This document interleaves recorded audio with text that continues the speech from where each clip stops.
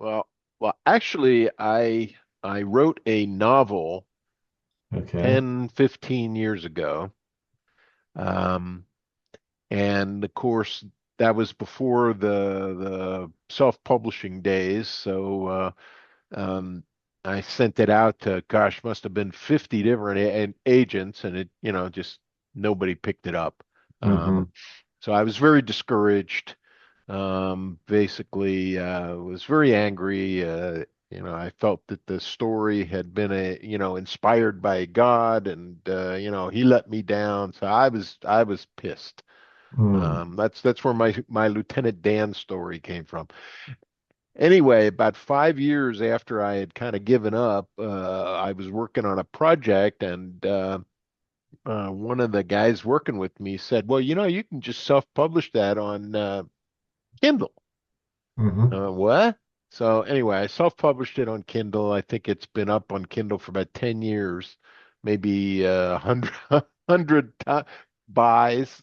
Okay. All right. Um, but it's still been in the back of my mind that I always wanted to be a writer, and this one piece that I wrote, some novel, 300 and some pages, just never kind of went anywhere.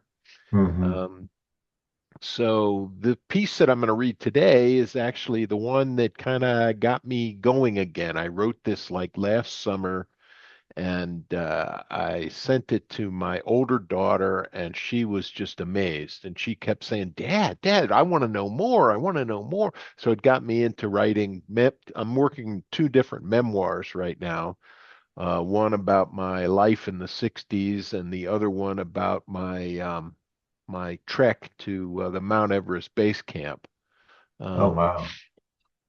Those. and there's other pieces in there, bits and pieces. The one that you like, that I think is probably the best one that I wrote, is that one about the soldier in the wall. Mm-hmm. Um, so yeah, I mean, I got very lucky with Susan because she has just taken an incredible interest in me. I'm better than any editor that I have ever worked with. I mean, she just gets into my stuff, sends me back a lot of homework. I mean, she's making me a better writer, and she believes in me. So I'm willing to do anything that Susan says.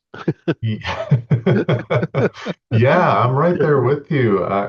She's been amazing. I feel like she just came out of nowhere and put a note on one of my stories and say, "Hey, join our, you know, our weekly writers group," and this was probably about a little bit over a year ago.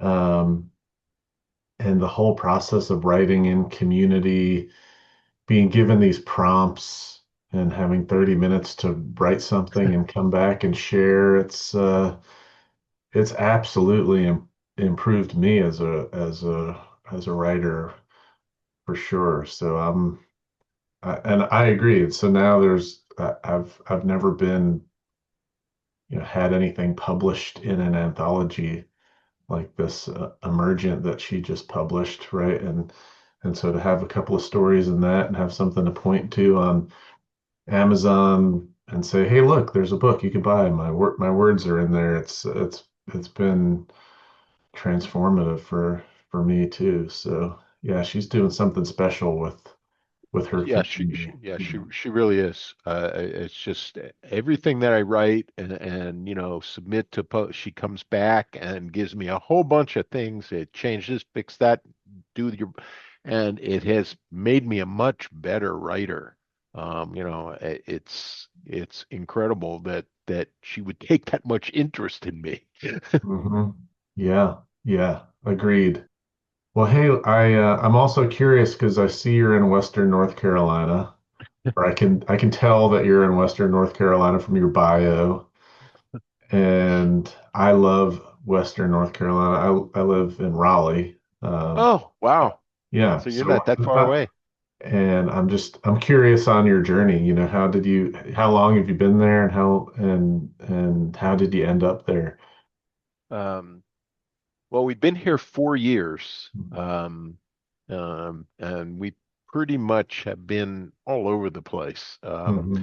I grew up in the DC area, Hmm. Um, and at a young age, I guess my mid 20s, moved out to California and lived out in California for probably 25 years. The San Diego area, and Hmm. then LA area, and then finally the Bay Area, and then up near Yosemite. So pretty much all over California. And Hmm. during that time, my career, I was a consultant tech. And so I did projects, traveled for projects all over the place. And I had one project that was in Scotland, and I had one that was in Ireland. And um, the one when I went to Ireland is when back in like 2008, 9, when we had that big recession. Hmm. Um, so you know, we got all laid off there in Ireland, and the only place that was still hiring anybody was back to the DC area. So we kind of ended up back there. Hmm. And then our younger daughter was ready to go to college. She got into art, so she went to Savannah College of Art and Design. And Hmm. we decided I mean, she was also looking at what was it, the one down in Sarasota. Um, Okay. and so we ended up moving to Sarasota. She went to Savannah, and we were in Sarasota for good, from 2013, 12 years. We just sold the house. Wow. Um, Yeah. so, now my wife, my daughter, we're all here in Western North Carolina, and we kind of bought this house on a whim. Our older daughter lives in upstate New York, and one summer going to visit her, instead of flying, my wife and I decided to drive. And when you drive, you got a lot of talking time. And she she came up with an idea about, vacations. And why don't we do what the snowbirds do, only just go the other way? And it just kind of struck with me. So, we would take turns driving. And Hmm. when it was her turn to drive, I was starting to look at, well, where do people from Florida go to retire? And what popped up was Western North Carolina, Silva, North Carolina. So I started looking for houses there, and we, we, Hmm. we visited our older daughter. And lo and behold, on the way back, we decided to make a detour over to Silva, and we started looking at houses. And in 3 days, we bought a house, just like that, bought a house. The one, this house. Yeah. Um, and at first, it was supposed to be just a place that we would go to, mountain retreat. But, it was a 10-hour drive from Sarasota. It's not a place you can just go for the weekend. And, Hmm. I was getting close to retirement, and it I felt like I didn't live anywhere because I would be like 3 months there, 3 months here, 3 months. And so finally, last January, not the 2024 January, I told my wife, I said, I'm moving to North Carolina. She's still working, and she's an accountant, so she likes to be down in the office during tax season. So she's still going back and forth, but I didn't Hmm. want to do that anymore. So I kind of moved here. We finally sold the house down here, so now she's here full time as well. And our younger daughter, who is the artist, she's now living here too. So we're here with the two dogs, the cat, the lizard, and a lot of hiking. That's fantastic. Wow, what a story. Did so you had the house through Hurricane Helene then, right? Yeah, we were very lucky. No dam. My biggest fear here was that the houses we're on like 4 acres, up the side of a mountain. I thought for sure, a tree would fall on the house. Mm-hmm. I mean, there's no chance of flooding where we are, but we were lucky. There was none of the trees fell on the house, and there was no damage, and so we're plowing away here. Nice, nice. Well, that's good. I'm glad that you didn't have to deal with all that the hurricane, brought to bear on Western North Carolina. It's Oh, been, yeah, it just wrecked Asheville, didn't it? yeah, yeah. We got a good number of friends that live up that way, and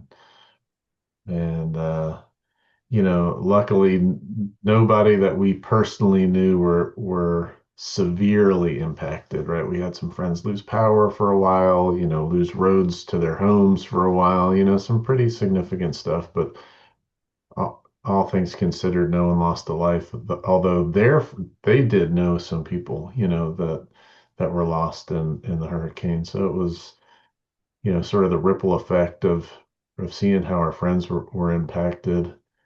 Um, It did an incredible amount of damage. Um, yeah, yeah.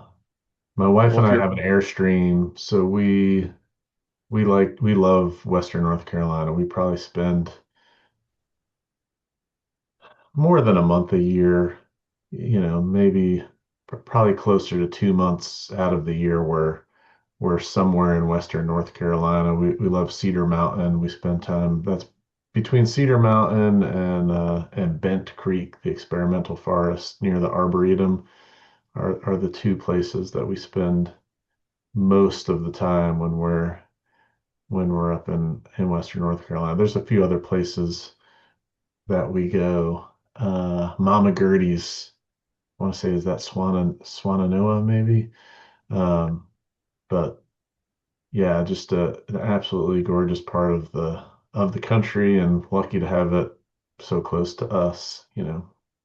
well, we live in Highlands. If you're ever out this direction, let's get together and go on a hike. Hit Yeah, all the hit all the big mountains around here. So, yeah. Next time we're coming up that way, I'll send you a yeah, Slack message, and maybe we can do something like this live with, yeah, sit next to each other. We can that'd be read, cool.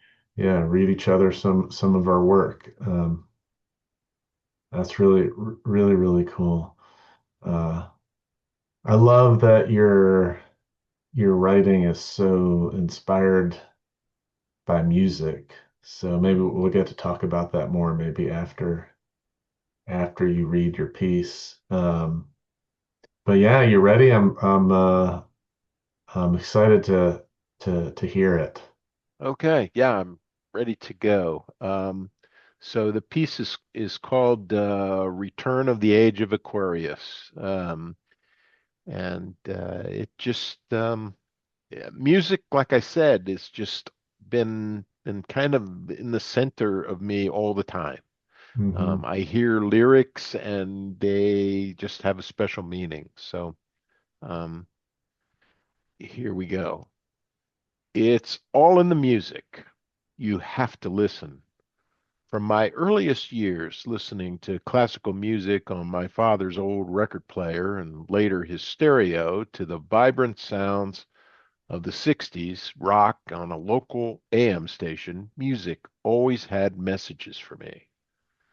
It's the 4th of July, and as I stand at the grill, cold beer in hand, a song on the radio catches my ear, breaking my focus from the ribs smoking on the barbecue.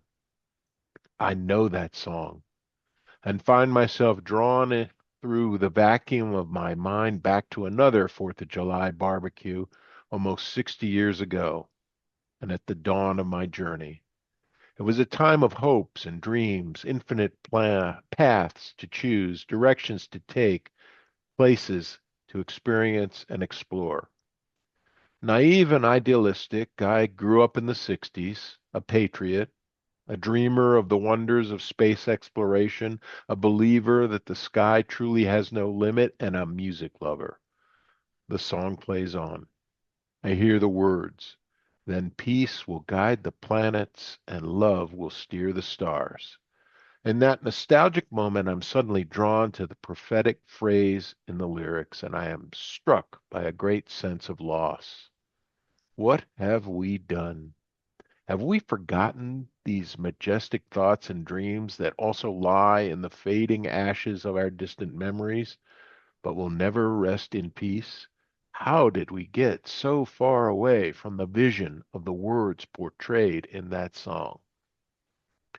The answer is blowing in the wind. But we didn't stop to listen. The message in the wind is faint, and we are too busy with our lives, going too fast, unable to stop or slow down, afraid to go the other way. The message is still there. We don't hear it. Better to submit to a life written for us. Step out of line, the man come and take you away. Our fears and the deep desires to just be accepted make us passive, riding the current of the river of this age. Hopes and dreams are masked behind plans and promises, and they never come. They are empty and false. And the truth is found to be lies, and all the joy within you dies. Sooner or later, we all come to know this, denying it at first, but knowing deep inside that it's true, as our youthful joy is replaced by the realities of life in the world we created and the rules we abide by. The words from these songs are distant but profound reminders that something important was missed. I am unsure about what to do, where to turn, and who to trust, who to follow, or if it's just too late. The words of the prophets are written on the subway walls. What do they say? Will we be passing the torch to a new generation better equipped to see and read those words, acknowledge them, and follow them? Realize that this world is a fake. The rules can be broken. Or are we destined to eternity with just dim memories of what could have been? We are just a moment's sunlight fading in the grass. Or no memories at all, just moments that ended never to be repeated. A vast nothing void of space and time, and yet somehow I cannot accept that we are only moments on an eternal timeline. There is still hope, and perhaps the age of Aquarius is not lost or forgotten, but yet to come, when the one that left us here returns for us at last, and I will stare into the vacuum of his eyes and be taken home, where peace will guide the planets and love will steer the stars. The second coming and the age of Aquarius are the same. And those songs are Fifth Dimension, Age of Aquarius, Bob Dylan, Blowing in the Wind, Buffalo Springfield for What It's Worth, Jefferson Airplane, Somebody to Love, Simon and Garfunkel, The Sound of Silence, The Youngbloods, Get Together, Bob Dylan, Like a Rolling Stone. Yeah. What an incredible lineup of music. I love the imagery of you discovering music as a child, listening to your parents' records. Um, and it's I'm a generation off from you, but my story is like really similar. Finding old vinyl records in the basement of my parents' house and kind of digging through and I found Tommy the Who is the one that like I it just changed my life. I listened to it. It was have that album. Yeah. so what is I mean, do you have any favorite bands? I mean, you named some incredible bands there in the essay, but just out of curiosity, or what are your top favorite bands that you've grown up with?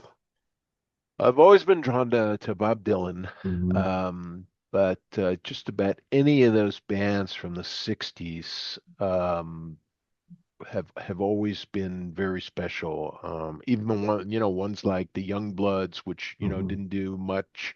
Um, but, Crosby, Stills, Nash and Young, uh, and then on I guess the soul side, I love the Fifth Dimension. Yeah. Um, also like Chicago, Blood, Sweat, and Tears. I mean, it just, you can rattling them off on and on and on. I mean, it's just the only music that I seem to listen to as well. I mean, I basically am on, Facebook, and some guy publishes out, these were the top 25 songs in June 1968, and I'll go and download all of them and make a playlist. Awesome. Awesome. Yeah. Have you discovered any new music? Like especially being out in Western North Carolina, there's live music that you can go out and see, or maybe pick up some bluegrass at a local pub. Is Yeah, yeah, I definitely like country music. The banjo is one of those instruments that just, I would love to be able to play, but I mean, I've looked at it, I've even picked them up. Impossible for me to learn how to play that instrument. Um, but yeah, I mean, anything that's live music will go down to a local bar or restaurant where they've got live music, and bluegrass is great. Anytime there's a banjo, I'm there. Yeah, yeah. Oh man, it's definitely one of my favorite parts of being in North Carolina is the bluegrass influence. Although it's funny, we travel around the country in the Airstream, and or we go on I go on bike trips with buddies, and it seems like you can find a bluegrass band playing in any pub in anywhere USA, so sometimes it feels like I associate it with North Carolina because I never listened to bluegrass until I came here. Um, And then there was the festival, the Bluegrass Festival was in Raleigh for years and years, like a decade. It was always here. So to me, I've got this like biased view of like, oh, bluegrass is a North Carolina thing. And then I go on a road trip to, the Upper Peninsula in Michigan and end up at some pub and there's bluegrass playing. yeah, Okay. it's all over. Yeah, it's Um, everywhere. yeah, Alison Krauss, that's somebody that I like her music a lot. Oh yeah. Yeah, she's excellent. I um I got to see her play a handful of times and yeah, she's fabulous. The she plays with Dan Tominski, who there's some Alison Krauss songs where Dan Tominski is the lead Mhm. on it, and he's the voice in that movie Oh Brother Where Art Thou? Yeah, The oh man, I'm gonna get fired for not knowing the name of the song. The popular song from Oh Brother Where Art Thou, yeah. that he's the voice of that song. And man, we got to see him one time, and just an incredible bluegrass musician, my God. Um, but yeah, music means so much. I'm also curious, like, do you have any, like, I don't know, favorite music changed my life memory, something that really sticks out to you? Um, well, I mean, I kind of grew up in there in the 60s in that Vietnam era. Yeah.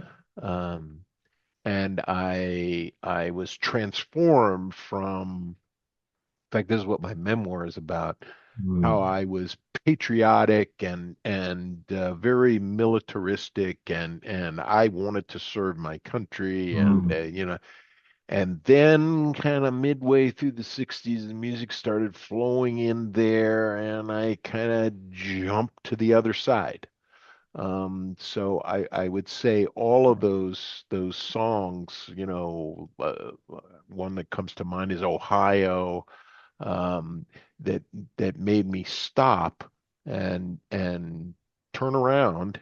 And but to this day, I still don't know whether I made the right decision. Yeah, Um, that piece that you wrote, the the brick in the wall is what I want to yeah, call another it. face in the wall. Another face Yeah, in the wall. Yeah, it is so powerful, your vulnerability on this being a patriotic, uh and yet at the same time, choosing the anti-war side of the coin. It's just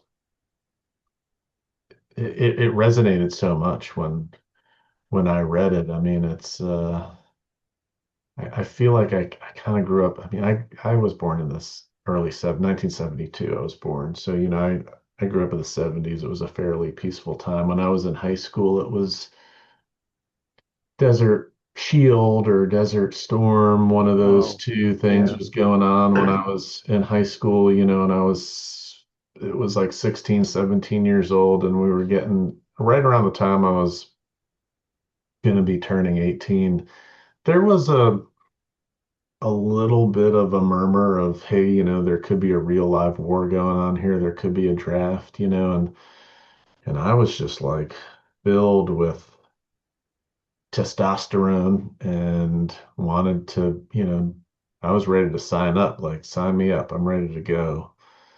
Um, so like I see that, and then whenever, uh, whenever the national anthem plays at a ball game, or you know, I can't help but shed a tear because I just feel like, I didn't do anything to deserve the, I didn't lay anything on the line to deserve the freedom that I have, So what an incredible tension. I see it. Like I see how there is no right, right choice there, right? It just is living with that tension, going or not going.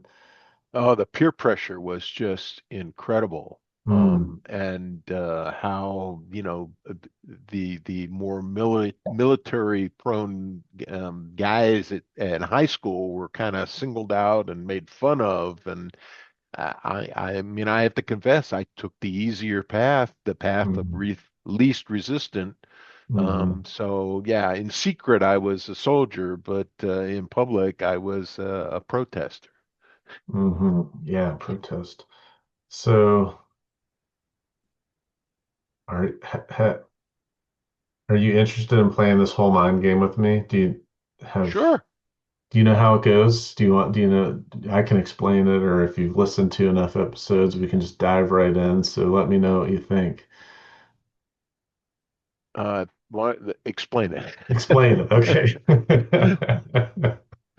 So the whole mind game, it's for me it's been about whenever there's this big tension, like the one that I wrote down just now is for your story, um, not the story you just read us, but the face on the wall, which I'll definitely link to it so that people can find it and read it. But this tension between, patriot, do I be a patriot, or do I protest, right? Like it's this like deep this or that situation. And I've found that through things that I've read, whether it be religious things, reading the Bible, or reading the Tao Te Ching, um, music, listening to music. The Who's certainly got songs that resonate on this topic. Yoga. Uh, it's in Star. I love Star Wars. It's like in Star Wars, in all these places. There's this sort of non. There's this message that rings to me of non duality, and how can we hold two things that are in tension at the same time, and finding balance. And in all those things that I've read or seen or watched or resonated with or listened to, it it it resonated, but it never felt like anything practical that I could apply to my life. Like, oh, that's cool. I like it, but I don't know how to apply it to anything. And so I came up with this game, and it's called the Whole Mind Game. And it's six simple questions just to kind of explore these tensions. And the six questions are just take the two tensions and say, what's the best of one side of this tension? What's the worst? And then what's the best of the other side? And what's the worst? And then what happens if we try to balance out the best of what's the best of the best?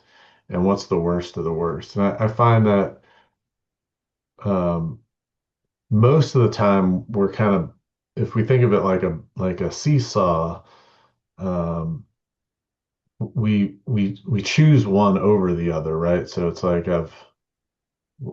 we might pick the best reason to be, say, a protester, and also make the argument for the worst reason to be a patriot, right? And then the peer pressure, the other side, they're kind of balanced on the other equation, right? They're like sort of all in on being a patriot, but they're against the the protesters. And so it's like balance beam is one way or the other way. And so I'm just trying to figure out how can we find the best of both things and make it a mission to live by. Um, and how do we avoid the worst of both sides and make it something that's like a trap to avoid? And it works with any, it's, I've tried it with all kinds of tensions. The I want to say the last show I did, I was with my yoga instructor and we did effort on one side and ease on the other. And the results were really cool. So if you're into playing, we can just see where it Yeah, goes. I have no yeah. idea where it's going to go. Like it's never planned. But I'm just fascinated by this. It resonates a lot, this idea of, loving my country, being a patriot. I love the USA, I love America, and then at the same time, there's just so much going wrong and so much to protest and be angry about. Um, and so not wanting to pick a side. So let's just see what happens. Let's see what. Okay, sure, sure. So let's start with patriotic. So when you think about being patriotic, what do you feel like is the best part of that? Without going into, I guess, the military, the best part of that, I think, is not only loving my country, but um, feeling gifted that I live in this country and all of the opportunities that it provides me with that I take for granted. Hmm. Um, and having traveled other places in the world and even places that we would consider very civilized, like the UK or Ireland or Italy, they still don't compare to here. They don't compare to here. Whenever I come back to America from being abroad, especially if I'm away for a long time, I feel like kissing the ground. Um, I am so thankful that I am an American. So, what does that mean? It means Hmm. that, although I have a right to protest, I should think about what I'm protesting. Hmm. Um, because so much is given to me just by being here, being a citizen. Um, that to me, we tend to, I guess, relate patriotism to serving in the military, and I don't think that's necessarily true. Hmm. I think being a patriot means that you love your country and appreciate it. Um, Hmm. and are not looking for, what's wrong, but are more admiring what's right. Hmm. Yeah. Yeah, I love that. Love just feeling like it's a gift and grateful and thankful. Um, yeah, I feel the same way. Just I just feel just lucky. I was born into a place where I could be free, just ride my bike around the neighborhood and have the opportunity to choose to be whatever I wanted to be. Um, yeah, and it came really without any kind of a price for so that gratitude I think is really a big piece for me as well. All right. How about the Worst side. What's the worst side of being patriotic? Um, I guess the worst side of being patriotic is taking it to, I guess, the other extreme. Mm, And that being, being very militaristic, hateful of people that don't agree, wanting to, um, I guess, push my views of America on top of everyone else. Um, but also, if I really think back on it now, was I actually very lucky that I didn't go to Vietnam? hmm Because what could have happened? I guess the worst that could have happened was that I would have been killed and didn't come back, or mm, something horrible had happened. And then look at all of the people in my life that either wouldn't exist today hmm or their lives would be totally different as well. So, hmm um, although I sit sometimes and regret the fact or feel like I missed something by not going, I didn't get a chance to serve. It helps me to kind of adopt, what I had said earlier, that you don't have to serve in the military to be a patriot. Yeah. It, Yeah. it's more than that. Yeah. So I think the worst of it is that it's a narrow view, as opposed to a wider view. Yeah. There was something that you read in the piece that you shared today, which was a couple of lines around the lives that we created and the rules we abide by, and and that the world is fake and the rules can be broken, which really resonated with me. It feels in line with what this worst bit for me is assuming that just because I'm grateful and I love the freedom that I've been gifted, that that that that's what's right for everybody else, right? Because it's right for me doesn't necessarily mean it's right for anybody else. So going to war over it seems like I'm fighting for my ideal, my rules are more meaningful than your rules kind of a Yeah. situation. So um yeah, and wow, the worst of it is death, right? I mean, wow. Militaristic hate, death, it's a narrow view. Um yeah, wow, powerful dark side there. All right. So now we're going to go to the protest side of the coin. And what do you think is the best part about being on that side? I think the best part of being on that side was having the courage to stand up, to what the government and the general populace were feeling.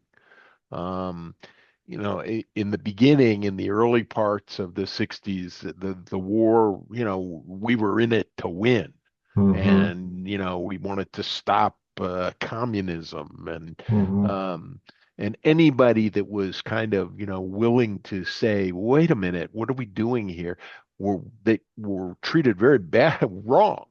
Mm-hmm. And it was only by, being persistent, and of course the news didn't helped a lot by showing what was going on over there, although, the news was biased in the other direction. Yeah. Um, it allowed people to, for the first time, I think, see what actually goes on in a war. Yeah. Um, Before that, they never really knew or saw. They might have heard, but those visuals that came on, Walter Cronkite every night, um, were very real, and they were right there in your living room. Hmm. I think it made it easier to not only to stand up against what we were doing, but it also gave us a stronger platform to stand on and saying, we don't even belong over here. This isn't our country. And Hmm. then you start digging into more and more of the history, and you find out that, you know, the whole thing was really a mistake, Mm. and a bad mistake. So, I think that strengthened the ability to protest. Um, Although, did it actually turn the country around? I don't know. I mean, it sure took them a long time to get out Hmm. of there. Uh, Yeah. and Yeah. 50,000 lives later, it's done. Hmm. And now it's like, for what? You go to the wall in DC and I cry. I mean, I look at those men and women that are dead. Hmm. And now we look back on that, like I just said, it's a mistake. So, I mean, this person died for a mistake. Yeah. Yeah. Oops. Yeah. It's heartbreaking. Um, And I maybe it wasn't a mistake. I yeah, mean, yeah. who knows? Maybe it wasn't. Maybe we did what we needed to do, Hmm. and now you look back on it, and Vietnam is a place you can go on a vacation. Yeah. So Right. Yeah. I love how you you're not taking a hard stand on either side, which is I think it's great. It's this whole non-dual place to live, right? And I love how the first word out of your mouth was courage too, right? So like the best part about protesting is being courageous. I What was coming up for me was this idea of just like blindly following without question, right? Um, and I don't know, I don't know that there's enough uh, self-reflection, reflection, and at all, just why are we doing what we're doing, and um, so yeah, have just being blindly following things, but when we're talking about the best of protesting is courage and to open our eyes, the opposite of blindly following things, right? So I'm going to say open eyes, you know, make people think. Um, yeah, and when I think about things like banned books and stuff like that, they're always like things that open eyes and make people think. They're not necessarily right or wrong. They're just like they just they um they enable people to question. And so I think that's the best part about being on the protest side is that curiosity in many ways. All right, boy. How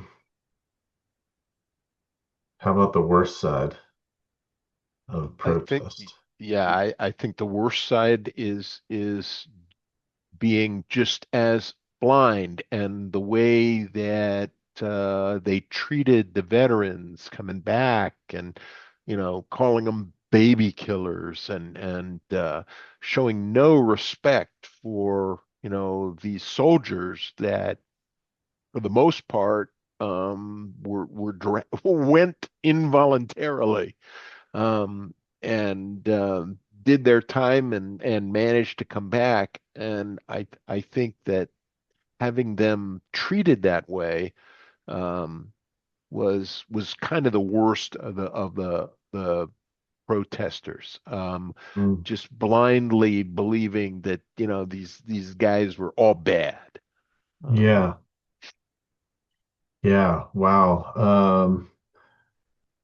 I feel like the same way today about, some of the anti-police, type movement that's out there. It's Yeah. like here are I would say the huge majority of the people that serve and protect us or have a life calling and a mission to serve and protect us, and we're safe because of them.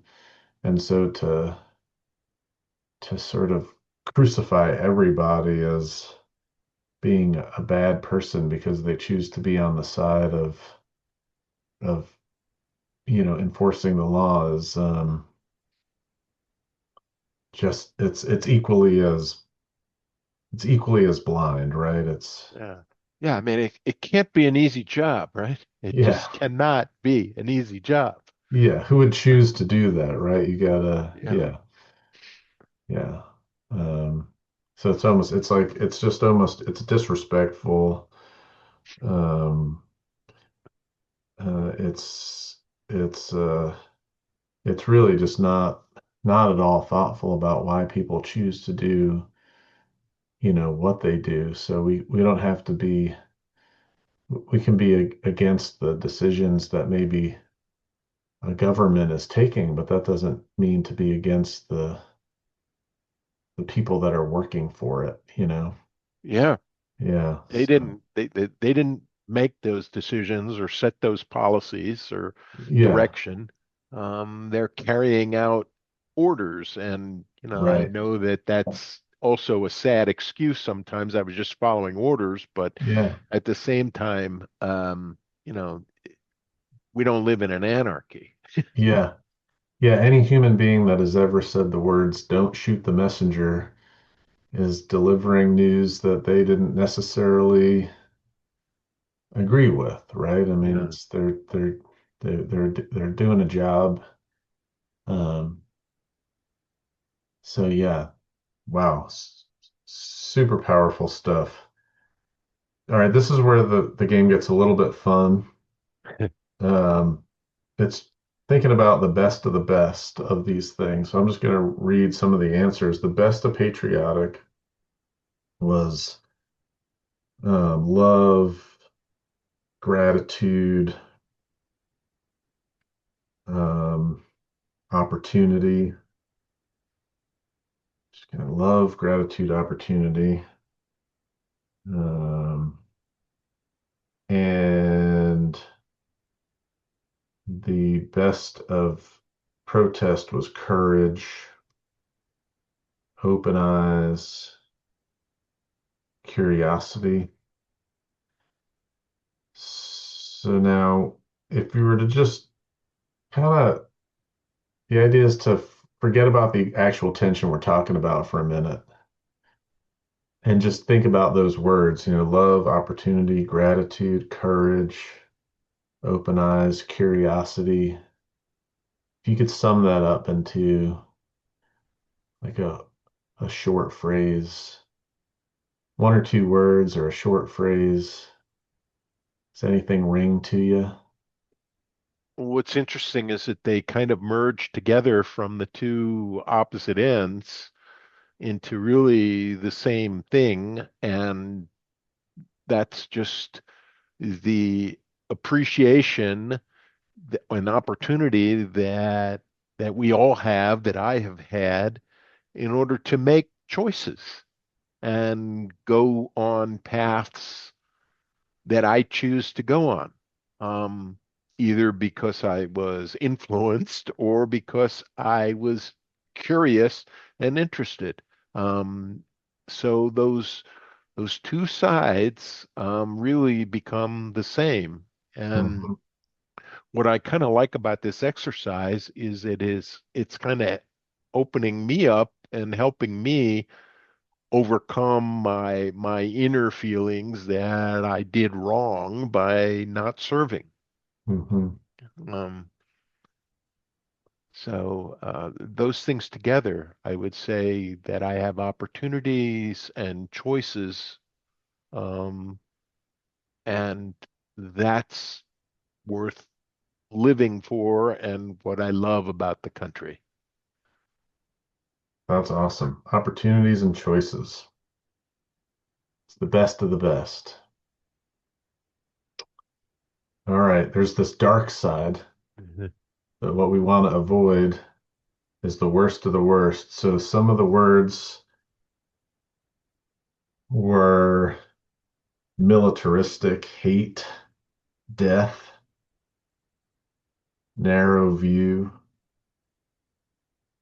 and blind, disrespectful. Yeah, I mean the word that comes to mind is loss and negative impact or influence, not only on myself, but on all of the people that I have had interaction with since that time. That all of that would be changed. And probably, I mean, there would be no daughters. There would be no wife. I mean, what is that? The butterfly effect, I guess they say. And it would have been a huge loss of of my life. Yeah. My life as I have it today would either not be here or it certainly would not be the same. Hmm. Yeah. Yeah. Loss, negative influence. I feel the word that's coming up for me is robotic, Mm, like just it's just thoughtless. Maybe that's another one, just thoughtless. Um, I think whether we're thoughtlessly or robotically choosing the patriotic side or the protests, it's I like how you said negative influence. It's like we're just part of this negative influence. We're ringing the bell for something that, you wrote another piece that I read that I really liked. It had to do with, the things you don't do anymore. And you talk oh, about like, oh, I'm not watching sports and I'm not getting into politics. I'm not paying attention to the news. And I'm with you on all three of those fronts. I used to love sports like a madman. And it's just like, anyway, we agree on it. This, the news part of it, and to me, I can't even possibly pick a side in a debate because I don't I don't have enough information, or I don't even know what I'm talking about.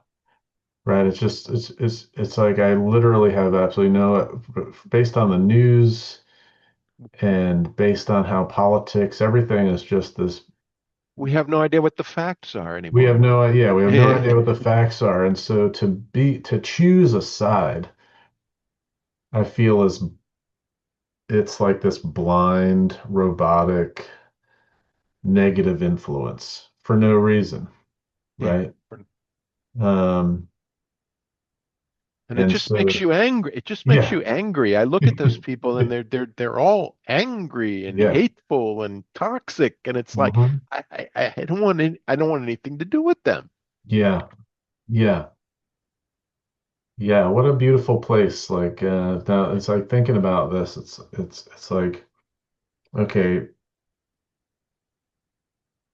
hey, I'm not going to get into an argument about being patriotic or protesting, but what I can say is I'm going to choose opportunities and choices for everybody. Everybody should have opportunity and choices. And I'm going to stay away from being a negative influence that results in just loss for, blindly. I'm just, and if I Yeah. don't know enough about it to pick to talk, coherently about it, I'm just gonna stay away from Stay that away from blind following. Um, So what a cool place. What an incredibly cool place to land. Um, all right, I just have like one or two more questions for you. It's Sure. thinking about this opportunities and choices. So it's like, okay, man, you've been struggling with this thing. I mean, you've been struggling with it your whole life. Thinking about opportunities and choices and appreciating both sides of this thing. Um, what might you do different tomorrow? Just about, just how might you act just a little bit different tomorrow with that in mind? Just this session that we've had has helped me a lot to realize that I can let go of some of these things that have been deep inside of me that I've been carrying for a long time. Mm, Um, and just like writing these memoirs, I'm writing them for my children. My older daughter mostly was saying, "Dad, I want to know." So that's why I'm writing them. hmm When I first put that novel out 15 years ago, I had, crazy ideas of, you know, being a millionaire and a New York Times bestseller. And of course, none of that happened. And now, I'm not writing to make any money. I'm writing because I feel like I have something to say or something to share. hmm And I don't care if I get paid or not. hmm Um, yeah, I'm writing it for them so that once I'm gone, at least they've got something that they can look at and say, "Oh, okay, so this is where Dad came from, and this is what Dad went through," um, and it's helping me to reevaluate or take a look at, things that have happened in my life that I had a particular opinion of, and now I'm looking at it and saying, that might not have been right. A good example, or my parents broke up when I was 15 or 15 and a half, and for ever I hated my father.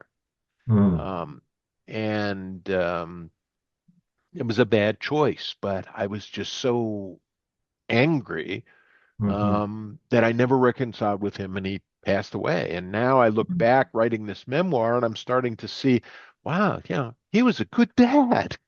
He hmm wasn't a bad dad. He was a good dad. hmm And um, I would have never thought that before if I hadn't dug in and started to write these memoirs.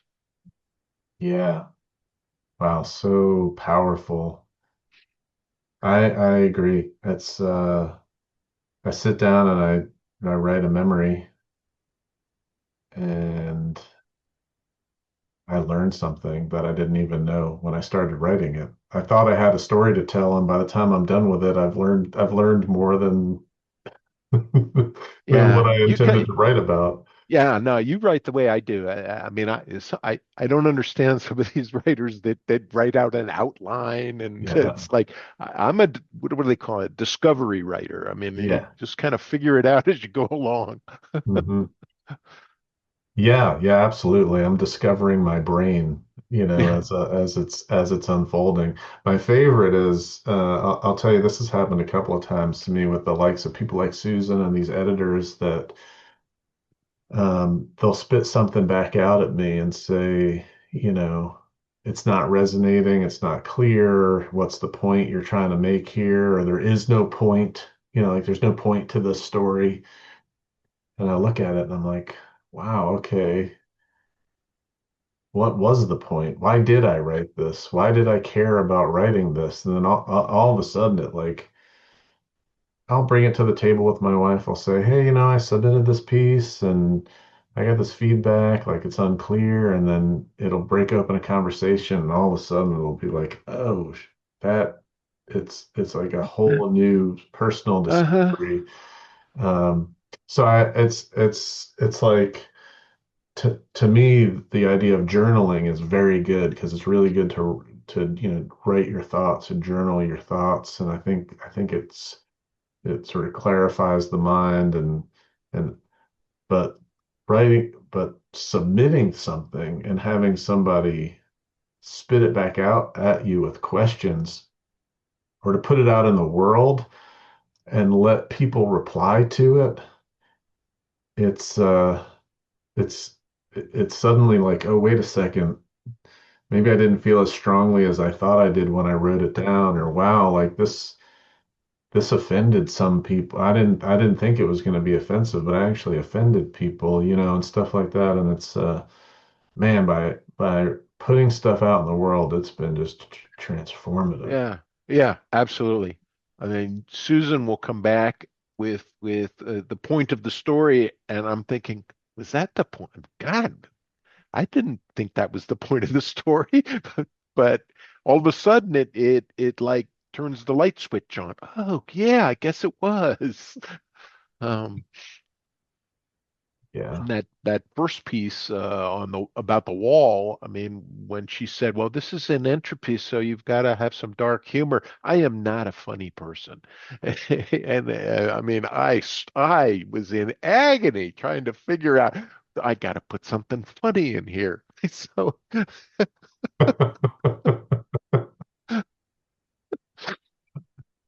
It's great. I mean, it gets me out of my writing comfort zone too, and yeah, and it's to get stretched out like that and to try new things and to try. I've been experimenting with some fiction. I'm just terrible at the fiction. It's just like not my. It just doesn't come naturally to me. But I've been dabbling in it, and it just stretches you out. It just opens to new perspectives on how to write something that's meaningful and from the heart and has some sort of personal truth in it, and it's fiction at the same time. It's been really a really cool journey, writing, um, and then getting to do this whole thing. This is just this is a complete experiment where it was just you're part of the this experiment. So I yeah, appreciate no, you. this is fun. I mean, if you ever need some somebody to work with the fiction, I'm happy to work with you or help you. I started on the fiction side, Oh, and, interesting. Okay. and yeah, and basically, I found that it was actually very easy because I took pieces from journal or life experiences. This is what's in that novel, Hmm. and fictionalize the story. I mean, you start with what you know or what happened to you, and then you take it and move it a little bit. Yeah. It's really I find it easier to write than nonfiction. Yeah. That's the feedback I get from the writing group is there just seems to be this cohort of folks that just feel really comfortable in the fiction space.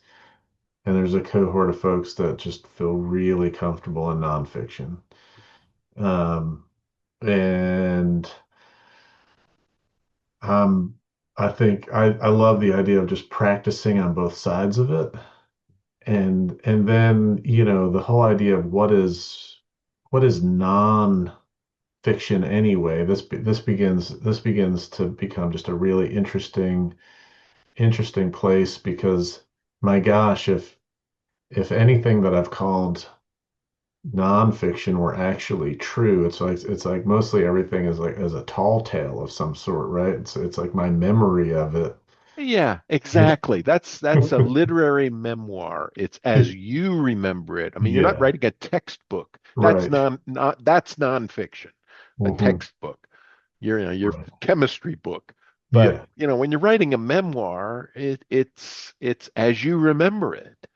yeah, When I'm right. Yeah, trying to it's not. write my life in the 60s, I mean, how do I really remember what I was like when I was 7 years old, right? Yeah, yeah. I love it though. I'm a big fan of memoirs. I'm a big fan Yeah. of just like that whole going back and looking and telling those stories. And I don't expect them to be autobiographies. They're like reflections on a life lived. I think about them like a painter who's doing a self-portrait, and it could be like very abstract or Yeah. whatever. It doesn't have to be a photorealistic thing. Um, So yeah, it's an incredible journey. I'm really looking forward to seeing how these pieces turn out. Those are big endeavors you're picking up. You're trying to write two things, a memoir and another. Yeah, one is my life in the 60s, which uh is that struggle that we kind of talked about today. Yeah, And yeah. then the other one is my trek to Mount Everest base camp. Oh, right. That's Um, what yes, yeah. um, this has been very nice, Andrew. Thank you for this opportunity. It was fun. Awesome. Yeah, it's been a pleasure having you, and I look forward to doing it again with you sometime. All right. All Thanks right. Yeah. again. Yeah. Take care. Be good. Have a Bye wonderful for now. afternoon. Yeah. Happy New Year. Yeah, Happy New Year.